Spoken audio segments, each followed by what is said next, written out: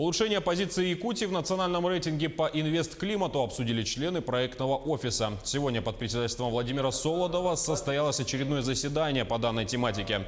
Основное внимание уделили рассмотрению реализации плана быстрых побед региона. Документ включает в себя 32 мероприятия, и, как доложил заместитель министра экономики, за первое полугодие выполнено 14, из них 6 находятся в работе. Исполнен переход МФЦ совместно с Федеральной налоговой службой на систему межведомственного взаимодействия, что ускорило сроки выдачи госуслуг. Также в столице республики внедрили процедуру предоставления на присоединение к сетям инженерно-технического обеспечения по принципу одного окна и планируют ввести эту процедуру во всем регионе.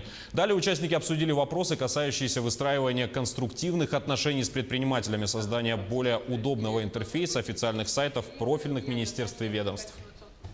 В плане быстрых побед на второе полугодие будет 18 мероприятий в этом показателе, где 11 новых и 7 перешли из плана быстрых побед за первое полугодие.